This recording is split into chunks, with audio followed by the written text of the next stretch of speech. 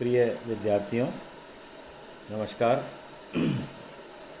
पादप शरीर क्रिया विज्ञान के कल के विषय को सतत रखते हुए हम आज शरीर क्रिया विज्ञान के इतिहास के विषय में थोड़ी सी चर्चा करेंगे।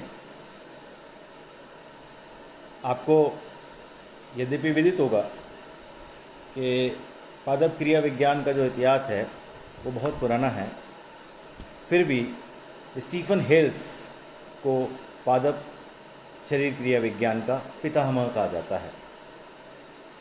स्टीफन हेल्स ने प्रथम बार अपने भौतिक व सांख्यिकी ज्ञान के आधार पर प्रयोगात्मक विधियां ज्ञात की, जिनसे पौधे में होने वाले परिवर्तनों जैसे रसों की गति, movement of solutes and solvents, ceps की गति, वाष्पोत्सर्जन दर, पौधों में रसारोहण क्रिया में मूल दाब व कोशिका बल को स्पष्ट रूप से देखा जा सकता है। तो ये जो कार्य है स्टीफन हेल्स ने सर्वप्रथम रिकॉर्डेड रूप से, प्रामाणिक रूप से प्रस्तुत किया और इसी आधार पर इनको हम पितामह, पादप कार्यकी का पितामह भी कहते हैं। इनका भी काम जो है वो रसारोहण पर है। ज़्यादातर कार्य इन्होंने रसारोहण पर केंद्रित रखा। पादप क्रिया विज्ञान के अंतर्गत पौधों के शरीर में हर एक कार्य किस प्रकार होता है, इसका अध्ययन किया जाता है। जीव द्रव्य कोलाइडी प्रकृति का होता है और यह जल में बिखरा रहता है। भौतिक नियमों के अनुसार जल या लवण मिट्टी से, जड़ के रोम से के कला से की कोशिकाओं की दीवारों द्वारा प्रवेश करता है और सांद्रण के बहाव की ओर बढ़ता हुआ संवहनी नलिका में प्रवेश करता है।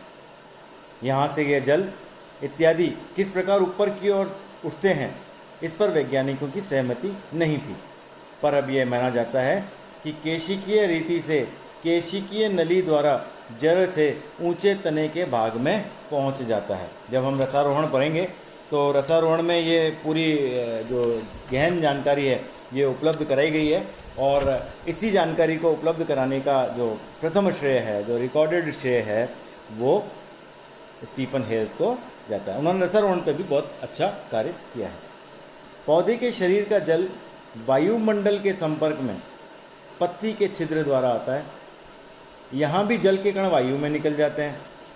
यदि वायु में जल का सांद्रण कम है, जैसे भीगे कपड़े का जल वाष्पीभूत हो वायु में निकलता है, ठीक उसी प्रकार यह भी एक भौतिक कार्य है। अब प्रश्न यह उठता है कि पौधों को हर कार्य के लिए ऊर्जा कहाँ से मिलती है तथा ऊर्जा कैसे एक प्रकार से दूसरे प्रकार में बदल जाती है। संक्षेप में कहा जा सकता है कि पर्णहरित पर प्रकाश पड़ने से प्रकाश की ऊर्जा को पर्णहरित ग्रहण कर कार्बन डाइऑक्साइड और जल के द्वारा ग्लूकोज और ऑक्सीजन बनाता है। यही ऊर्जा का पादपों में स्रोत है और इसे ही हम प्रकाश संश्लेषण कहते हैं। तो ये जो छोटी छोटी क्रियाएं हैं जिनको हम बहुत छोटी कक्षाओं से पढ़ते हुए आ रहे हैं, अब इनको वृहद स्तर पर पढ़ने की बारी है। प्रकृति में पौधों द्वारा नाइट्रोजन का चक्र भी चलता है। पौधों की वृद्धि में प्रकाश का योग बड़े महत्व का है। प्रकाश से ही पौधों का आकार और भार बढ़ता है तथा नए ऊतकों और आकार या डालियों का निर्माण होता है। जिन पादपों को प्रकाश नहीं मिलता वे पीले पड़ने लगते हैं। ऐसे पादपों को पांडुरित या इटियोलेटेड कहते हैं। प्रकाश के समय दीप्त कालिका, फोटो पीरियड पर ही पौधे की पत्ती बनना, जड़ना तथा पुष्प बनना निर्भर करता है। यानी जो प्रकाश का ड्यूरेशन किसी पौधे को मिलेगा, जो उसकी लंबाई दिन में अवेलेबल होगी, उसके आधार पर ही उसमें पत्ती का बनना, पत्ती का झड़ना, पुष्प का बनना, है ना, पुष्प का पल्लवित होना, इस प्रकार की जो क्रियाएं हैं वो प्रकाश से नियंत्रित हैं। इसे हम फोटोपीरियोडिज्म या दीप्त कालिका कहते हैं। 24 घंटे के चक्र में कितना प्रकाश आवश्यक है ताकि पौधों में फूल लग सके, इसे संक्रांति या क्रांतिक दीप्तकालिता कहते हैं। कुछ पौधे दीर्घ दीप्तकाली होते हैं और कुछ अल्प दीप्तकाली और कुछ उदासीन होते हैं। ये जब हम फोटोपीरियोडिज्म एक टॉपिक है अलग से पुष्पन का, जब हम उसको पढ़ेंगे तो उसमें ये सारी जानकारी हमको उपलब्ध होंगी। से जिन जिस पौधे में फूल ना चाहें उसमें फूल का बनना रोक सकते हैं, और जहाँ फूल चाहते हैं वहाँ फूल असमय भी लगवा सकते हैं। बात समझ में आई कि आजकल जो विज्ञान है वो किसी पौधे में अध्ययन के द्वारा, कार्य के अध्ययन के द्वारा उसमें पुष्पन रोकने में सक्षम है, और रुका हुआ है तो करवाने में सक्षम है। इसीलिए आप आजकल देखते होंगे कि आपको जो ऑफ सीज़न फ्रूट्स हैं, ऐसे फल जो कि बिना सीज़न के उपलब्ध हैं, पहले हम फलों को खाने के लिए सीज़न का इंतज़ार करते थे, किंतु अब ऐसी व्यवस्थाएं नहीं हैं। अब आप हर समय हर फल को खा सकते हैं। वायु का ताप भी पौधों पर, विशेषकर उनके फूलने और फलने पर प्रभाव डालता है। इसके अध्ययन को फिनोलॉजी कहते हैं। वायु ब्लो करती है ना, जैसे हमारे साथ भी है कि जब हम किसी ठंडी जगह पर जाते हैं तो हमारे गाल फटने लग जाते हैं, और अगर वहाँ तेज़ हवा चल रही हो तो हमारे गाल ज़्यादा फटने लग जाते हैं।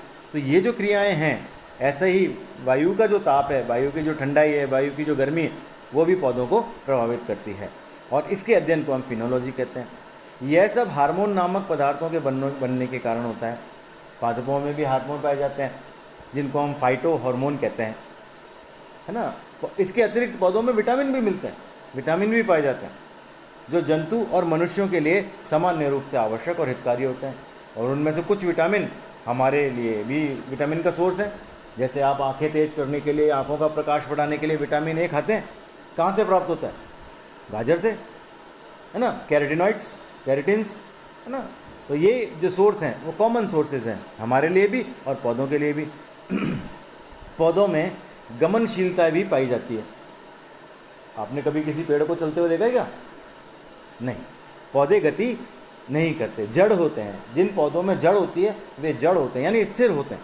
किंतु जब आप वनस्पति शास्त्र के निम्न वर्गों में, जैसे कि एल्गी, है ना, आदि में प्रवेश करेंगे तो वहाँ देखेंगे कि कुछ एल्गा जो होते हैं वो मोटाइल होते हैं, आकार में छोटे होते हैं। जैसे आपने क्लेमाइडोमोनास है, वोल्वॉक्स है ना, यूलोथोरिया, पेंडोथोरिया, ये सारे जो ऑर्गेनिजम्स हैं, ये जो एल्गीज हैं, ये मोटाइल होते हैं, है ना, आपको चलनशील होते हैं।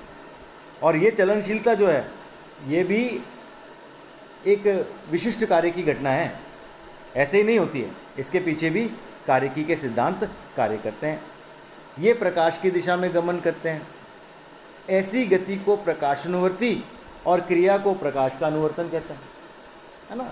कोई गतियाँ होती हैं, जैसे मैंने कल आपसे बात की थी कि सूरजमुखी घूमता है प्रकाश के साथ साथ, तो किस आधार पर घूम रहा है?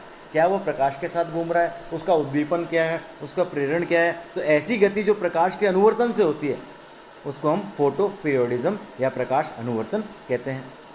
ऐसे ही पृथ्वी के खिंचाव, जिसको हम ग्रेविटेशन कहते हैं, कोई भी वस्तु पृथ्वी पे गिरती है तो नीचे की ओर, पृथ्वी की ओर ही जाती है। तो पौधे भी क्या इस सिद्धांत का पालन करते हैं? तो अगर आप देखेंगे तो आप पाएंगे कि पादपों में भी जियोट्रॉपिज्म, यानी कि गुरुत्वानुवर्तन, गुरुत्वाकर्षण के प्रति प्रभाव पाया जाता है। जैसे कि जो पौधे की जड़ है वो ज़मीन में प्रवेश करती है, किस कारण?